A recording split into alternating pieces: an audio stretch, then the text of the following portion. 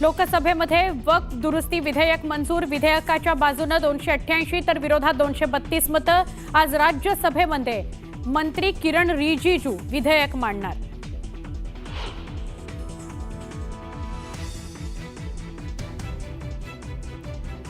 भाजप नेत्यांना मुस्लिमांचा कळवळा, मग हिंदुत्व आम्ही सोडलं की तुम्ही? उद्धव ठाकरेंचा सवाल। वक्फ बोर्ड दुरुस्ती विधेयकावरून सुनावले खडे बोल।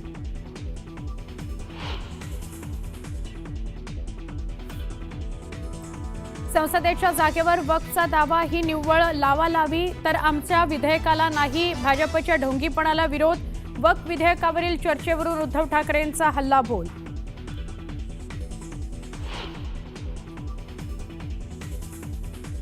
वक्फ सुधारणा विधेयक हा भ्रष्टाचार, आम्ही भ्रष्टाचाराविरोधात मतदान केलं, तर सत्ताधाऱ्यांचा वक्फ बोर्डाच्या जमिनींवर डोळा। संजय राऊतांचा घणाघात।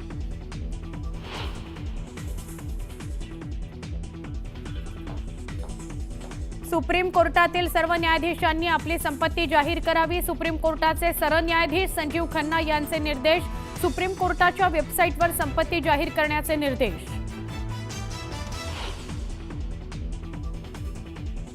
कुठल्या 4 गोष्टी आणि 4 पोरांमुळे माझा जिल्हा आणि माझ्या जातीला बदनाम करू नका, आम्ही एकमेकांकरता धावणारे लोक आहोत। बीडमध्ये एका कार्यक्रमात बोलताना पंकजा मुंडेंचं आवाहन।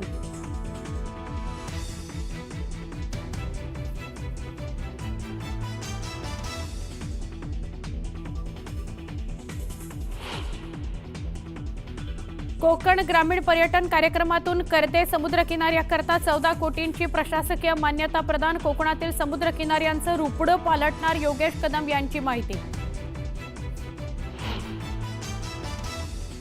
एक राज्य एक गणवेश योजना बंद, शिक्षण विभागाकडून अध्यादेश जारी। गणवेश ठरवण्याचा अधिकार आता पुन्हा शाळा व्यवस्थापनाकडे। नंदुरबारसह जिल्ह्यात ठिकठिकाणी गारपिटीसह अवकाळी पावसाची हजेरी। वादळी वाऱ्यासह झालेल्या पावसामुळे अनेक घरांवरील पत्रे उडाले, शेतकऱ्यांचं मोठं नुकसान।